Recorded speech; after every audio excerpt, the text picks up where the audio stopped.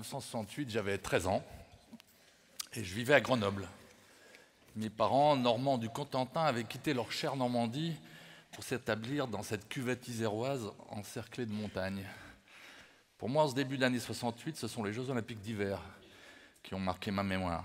Préadolescent, je ne savais pas que le maire de Grenoble, de l'époque, Hubert Dubedou, avait inclus, avec une intuition salutaire, un fort volet culturel dans les aménagements et constructions liés à cet événement sportif. C'est ainsi que le 3 février 68, 3 jours avant la cérémonie d'ouverture des Jeux, André Malraux a inauguré la Maison de la Culture de Grenoble, dont le premier directeur, Didier Béraud, fut un des signataires de la déclaration de Villeurbanne. Ce n'est que 10 ans plus tard, en avril 78, qu'après avoir écumé les concerts de rock comme spectateur, je me risquais, poussé par une professeure de français, relais de la Maison de la Culture, Madame Génie Sermet, je me risquais à assister, et ce sera pour moi une révélation, assister donc au spectacle de Georges Lavaudan, Maître Puntilla et son valet Mati de Bertolt Brecht. J'ai vu cette merveille 3 fois, et ce qui me paraissait pas accessible à l'époque déclencha ensuite chez moi une irrépressible envie de théâtre et de toutes sortes de formes de spectacles vivants. Et c'est cette maison de la culture qui me fera dévier d'un parcours professionnel quasi tracé, d'ingénieur, pour devenir ce que je suis aujourd'hui, un directeur de théâtre qui dirige le théâtre dans lequel il a vu son premier spectacle. Je suis un pur bénéficiaire de la décentralisation théâtrale.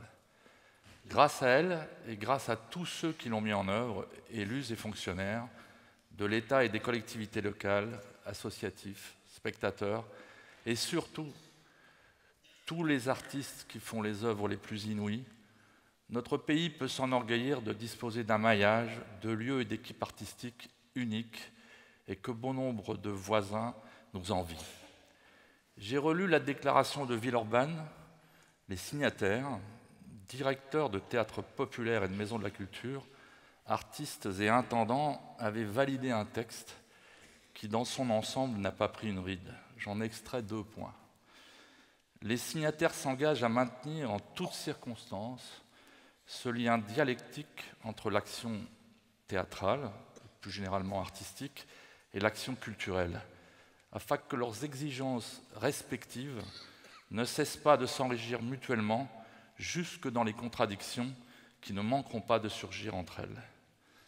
Et les signataires soulignent la disparité qu'ils qualifient d'injustifiable entre les établissements culturels de la capitale et ceux de la banlieue et de la province. Cette affirmation, je la fais mienne, dirigeant la plus importante scène de province, dont l'État est encore à ce jour dans un rapport paritaire avec les collectivités locales. Et je tiens tout particulièrement à saluer l'engagement de Christophe Ferrari, qui est le président de l'actuelle Grenoble-Alpes Métropole et qui, avec détermination, a su saisir, comme son prédécesseur Hubert Dubedou en 1968, l'enjeu culturel pour l'agglomération grenobloise, et ce, 50 ans après l'inauguration de ce merveilleux outil que j'ai la joie et l'honneur de diriger. Au nom de l'ensemble de mes collègues responsables de lieux et de labels comme d'équipes artistiques qui développent projets et créations et qui pourraient eux aussi signer l'engagement de nos prédécesseurs, je souhaite aussi déclarer qu'il faut un acte 2 de la décentralisation.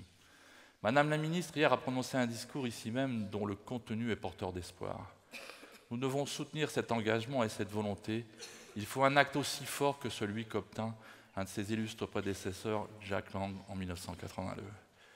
Que le budget soit fortement augmenté et que probablement aussi une vision interministérielle de la culture soit possible. Il y a ici, je n'en doute pas, bon nombre de représentants des collectivités locales qui se battent pour que la part consacrée à la culture soit maintenue, et ce, au plus fort des contraintes budgétaires. Il ne s'agit pas d'ouvrir les vannes du financement public, mais de repérer et d'accompagner les projets et les initiatives, commune par commune, département par département, région par région, métropole par métropole. Ce sont de véritables prototypes modernes que les services décentralisés de l'État et les services des collectifs connaissent et se battent chaque jour pour les défendre.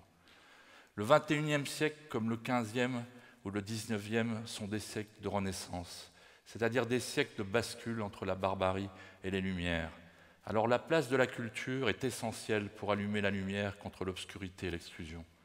Dans ces temps de renaissance s'expriment fortement les communautarismes de tous bords, ceux qui veulent être justes entre eux pour ne pas voir l'évolution du monde et qui croient ou font croire qu'avant c'était mieux.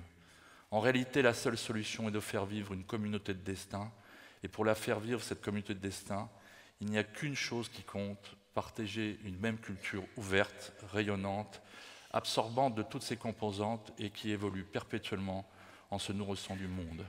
Il ne s'agit pas simplement de tendre la sébile, mais de faire cohésion par l'art et la culture, de poursuivre ce mouvement dont la déclaration de Villeurbanne fut un moment exemplaire.